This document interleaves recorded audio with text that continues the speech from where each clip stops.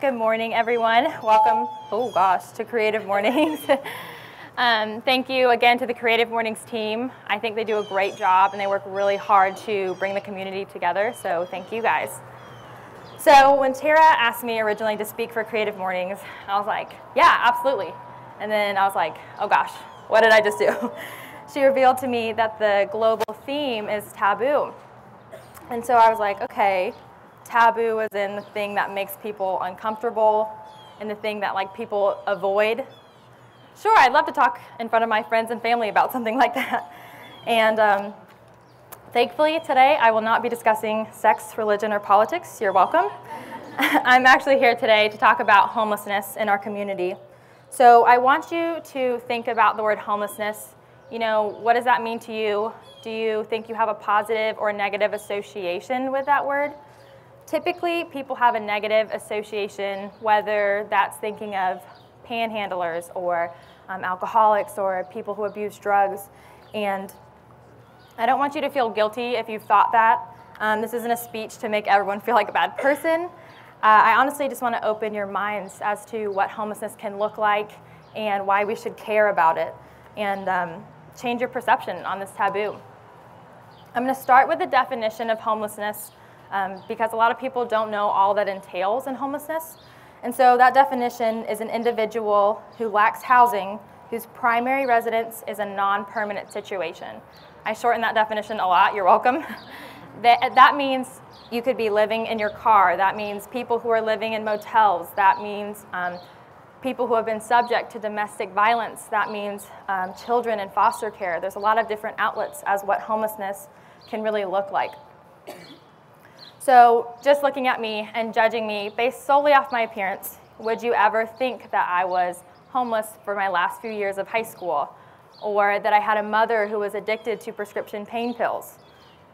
Most of the time people say no.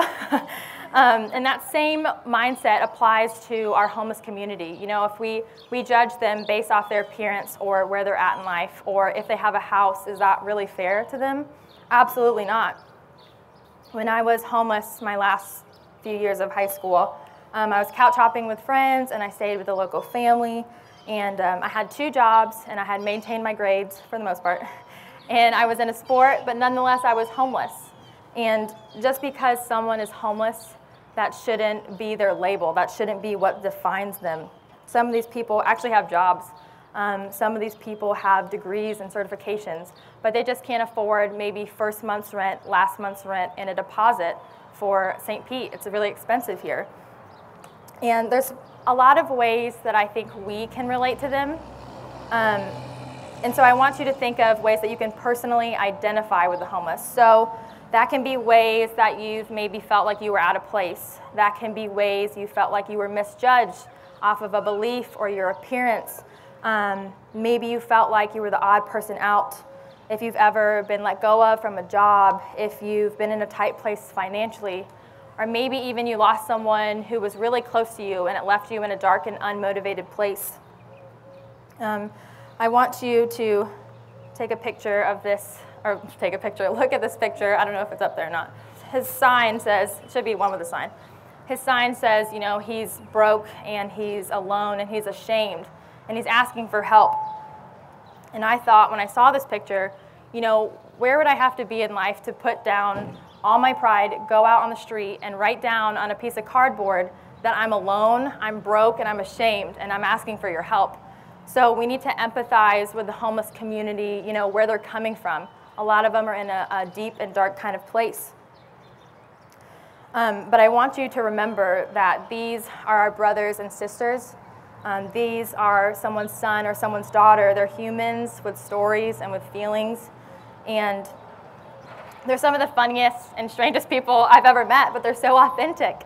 And I think some of us in St. Pete are more like the homeless community than we think, which leads me to this next little game. It's called Hipster or Homeless. And I don't know if these are real pictures of people in LA.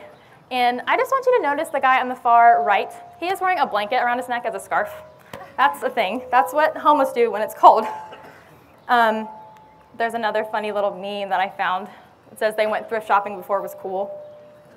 And So I think we need to give credit to the homeless community for paving the ways in our fashion world. I want to go on to some statistics, and I chose these specifically because they're not commonly shared. And a third of the homeless people have been refused work because of their living situation. And so when people say, you know, why don't the homeless just go out and get jobs? Well, it's really not that easy. You have to have ID, you have to have an address. And so if you're not in a shelter, that's not the easiest thing to do. Another statistic is 2/3 of people experiencing homelessness identified as alone, which means they had no family or no support with them. So again, that's another thing that we need to empathize, that a lot of times the people in our homeless community are alone. They only have each other. They don't have any family to support them. Imagine if you had to live life with no friends and no family to support you. It's not the easiest thing to do. 36% were homeless families with children, and 32% were under the age of 25. The next statistic was on your card when you walked in, but it said 63% of Americans are one paycheck away from not being able to afford their housing. So how they came up with that statistic was 63% of Americans didn't have a savings account with $1,000 or more. So if a medical expense came up or car troubles came up, you could be short on rent that month or your mortgage. And so a lot of us can identify, especially if you live paycheck to paycheck, how close you could be to homelessness. These next statistics are St. Pete only statistics, and the school identified 2,680 children who were homeless or at risk of being homeless, and that's in our city alone, 2,680.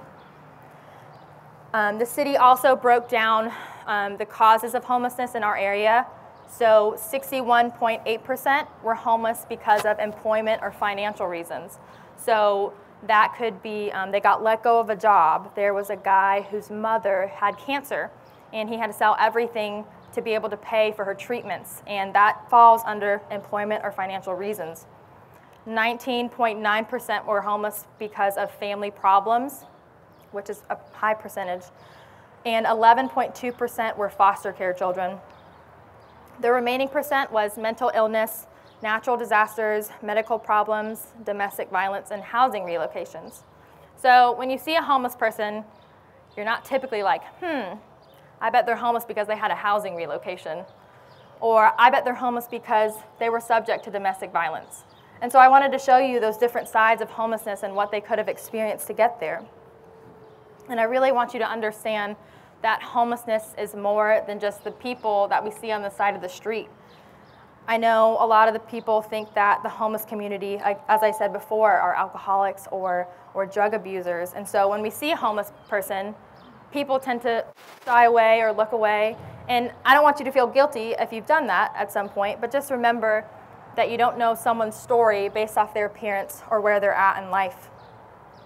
Some of us have neighbors who have been alcoholics or drug abusers, and you still smile and wave to them and treat them with respect. And is the difference solely because they have a home? So 61.6% of the homeless population is located in St. Petersburg out of 15 local cities. And that's out of, I think, Clearwater, Largo, Tarpon Springs. 61.6% are here in our city. And so to me, that means they are a part in our community.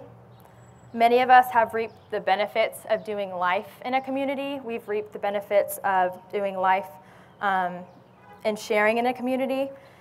And St. Pete's known for so many great things. We're known for breweries, we're known for markets, coffee shops, our great weather.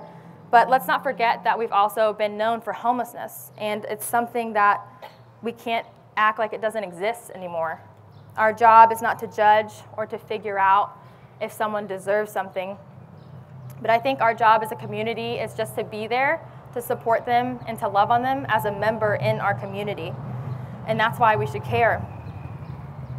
Now, a lot of people ask me, does helping a homeless person actually make a difference? And my answer is always yes. A lot of people have discouraged me from helping the homeless community, saying, you're never going to make a difference, or you're not going to reach all of the homeless people. And I tell them, you may be right, but then I think of the starfish story that my friend David White told me, who's here today. He operates New Hope Church, and they administer to the Beacon House. And when he told me the story, I thought it was a little cheesy, but then it stuck with me every time someone tried to discourage me. So I'm going to share it with you in hopes that it sticks with you as well if you get discouraged. So the starfish story goes, a man was walking along the beach one day, and he saw thousands of starfish all washed up along the shore. And he saw a man further down who was picking them up one at a time and throwing them back in the ocean. So he went and approached him and said, you know, what are you doing? You're wasting your time. You're never going to reach all these starfish. There's thousands of them. And he said, yeah, you know, I may not be able to reach all of them, but in this one's life, I made a difference. And he threw it back in the ocean. And in this one's life, I made a difference. And he threw it back in the ocean. And so I hope that you see that with that story, it can be applied to literally anything, but that every bit of time spent to love on someone makes a difference, whether that's your friends, your family, whether you're administering to the homeless community, whatever it is, every bit of time to love on someone makes a difference. At this point, I'm sure you're probably wondering, why is this random girl talking to us about homelessness? I'm actually still trying to figure that out. I started a local charity called Trusting the Process, and what we do is we love on the homeless community, and we're mainly known for our transformation process. So we have a team of professionals who do haircuts, makeup, and wardrobe, typically before a job interview, but it doesn't have to be. And this is Tanya, and she was one of our very first transformations. This is her before. And when she came in, you know, she was a little uncomfortable. She was kind of fearful. She didn't feel good about herself. We transformed her, and she was, lighting up. She was so excited. She was happy. And for us, it's not really an appearance thing, but it's about self-confidence and helping them find their potential again. And even when we were in the room during the transformation, you could feel her mood change. You know, she was excited. She was more positive. She was just ready to take on life, I feel like. And so that's just a little bit of what we do at Trusting the Process. And she was able to find her potential again. And so I kind of want us to find our potential and how we can use our creativity to give back to a social problem. So I want to know, what are you passionate about? What are your careers? What are your talents? I know a lot of you are like web designers or photographers. It's totally cool. But I just want to encourage you to use your passion to solve a problem and bring awareness to it. I don't think you have to be a missionary to help others. If you're a graphic designer or an artist, you can use your time, maybe give it back to a charity or a nonprofit and help them have a social media presence. That's something that they all struggle with. Or if you're an artist, you know, do a piece that brings awareness to something to encourage other people in our community. And when you use your creativity to give back, don't forget that we are better together. I think a lot of times we forget to collab with other people, and when we collab with other people, it's beneficial in more ways than one. For example, our charity is currently talking with other coffee shops to partner with them and do a thing called suspended coffee, where customers have the option to buy a suspended coffee, and that coffee at the end of the day will go to a member of the homeless community or maybe someone who's just giving back to the community. And that's not something new. I saw that literally on a Facebook video, and I was like, why doesn't St. Pete have this? We need this. So I think it's important for us to really use our resources and our talents that we already have to give back to a social problem. And it doesn't have to be homelessness. That's just something that I'm passionate about. I'm going to wrap it up and end on some creative solutions that help solve traditional problems. These are some examples of people who gave back to the community in a creative way.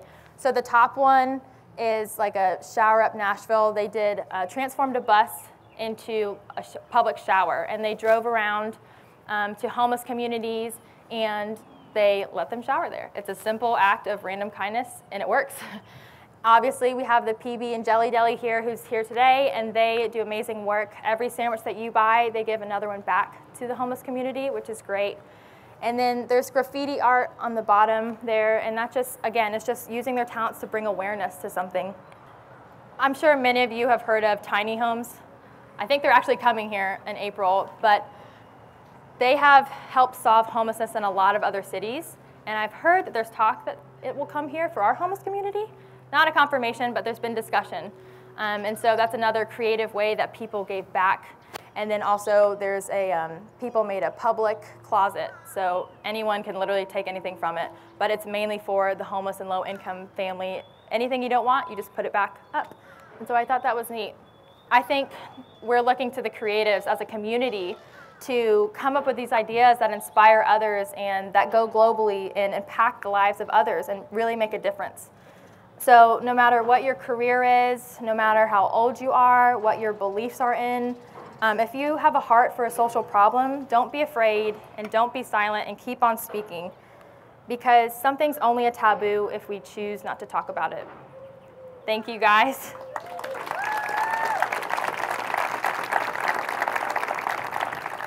Great talk. Your makeover photo, could you maybe expand on that a little bit? Because what I'm getting is not that it's like a reality show makeover, like, oh my gosh, like it's really about being able to approach the job market or like walk into a workspace more confidently. So could you expand on that just to kind of maybe dispel the fun side of it? It's really a practical matter, right? Sure, yeah. So we actually are going to like CASA next month, and we're doing also like a foster care program. And we go in with a team of people, and we just kind of chat with them, and they get their hair cut, and they can have makeup done if they want, and they get their wardrobe changed. And we get to know them and kind of figure out their goals and where they're going. It's kind of like a push to keep going forward, you know, to signify a fresh start, to help them feel like it's actually a fresh new beginning, because a lot of people, when they take the step to go out and get a job, you know, it is a new start for them. It's a new beginning. And so that's kind of what that transformation process kind of represents, as a fresh new beginning on a new start in their life. So it's not, again, as I said, it's not really about making them prettier. It's not an appearance thing.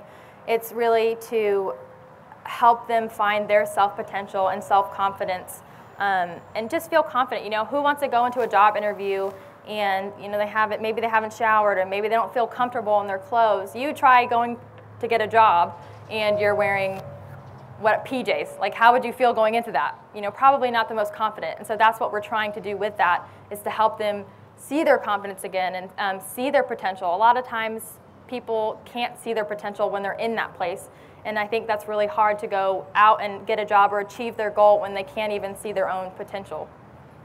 Hi, awesome talk, first of all. Thank you so much. And I just kind of want to start by saying that I work for a production company, and if any of you do work on shoots and work in live production, you know that there's a lot of waste. There's a lot of wardrobe waste, there's a lot of food waste, especially with craft services. So we've started an initiative where no matter what city we're in, at the end of every job, we find a local nonprofit homelessness, specifically with teens, but we try to find a nonprofit that supports homeless teens, and we donate all of our extra food, extra wardrobe, literally anything that they will take, we will donate, because it just goes back to another shoot or back to the agency or whatever it is. So whether you work at an agency or you freelance or you find yourself in any sort of a situation like that, I really encourage you to find a way to give all of those excess things back, because we don't need them. The other shoots don't need them. They have budgets for it. Even when budgets are being cut, there are people that need it more. So that I would like to encourage everyone to do. Yeah. But a question for you is that a lot of the taboo around homelessness is when people approach you asking for money, right, or coming against your car doors, or whatever the case may be. So what is your advice to people in terms of actually being human in those situations? Sure. So on your way out, or if you got on your way in, there's a card with resources, and that's something that I carry around often. So when people approach me and say, you know, hey, can I have a couple bucks for food? I typically will be like, if I have time, I'll be like, I'll take you to a local food pantry, or there's a bunch of resources on there that can help them in many different areas. I have something literally for if someone needs glasses and they're homeless, or if they need medical care. I think it's much better to help bring them to a place that can help supply that. But I'm not discouraging if you feel compelled to give them money as well. I think we still need to be treating them with respect when they approach us. I know sometimes, like you said, if it gets uncomfortable and they're like coming against your car, you know, it puts you in an awkward situation. And I think you have to judge that, you know, based on how you feel. But I think the best way to help them in those circumstances is to help give them a thing of resources or help point them in the direction of what they need. Is it food? Is it shelter? Is it clothes? You know, figuring out what that is. First, shout out to Tara and the crew for making this plastic-free event. This is amazing. A question for you. So 61% of homelessness resides in St. Pete. Is that right? Yeah, out of 15 local cities, like our local cities. Okay, so why is that number so high in St. Pete? And what is our city not doing to bring those numbers down? I don't know that I have an answer for why it's so high in St. Pete, but our city has been discussing, like I mentioned earlier, tiny homes. They've been discussing possibly building that for some of the homeless here. And another issue of why homelessness is so high here is they're all coming here. That I don't know why, but our shelters are being full, so it kind of leaves people with no option but to be on the streets. And we have a lot of temporary shelters, so it's kind of like people shelter hop in a way. They go from shelter to shelter. So is that a matter of city resources? Because it's one thing to, you know, have your passion, give back, do amazing things like yourself, but at the other end, you need to do something on the legislative side. I think where the city is struggling, to be honest with you, is the chronically homeless community. So there's a percentage of homeless people who are referred to as chronically homeless, which means they do it professionally, or maybe they've been homeless for 10 plus years because they're addicted to something. They're having trouble with that community because they'll come into shelters and cause a problem, and so then they get kicked out and they're back on the streets. So now you have that small, awkward percentage of that homeless community who's just stuck out in the streets because shelters aren't accepting them. And if they go into a rehab center, they're only there for a certain amount of days, and then they get released back out into the street. And so that, I think, relies probably on the chronically homeless. So what can I, as an individual, do, leaving this presentation, to help support the reduction of homelessness?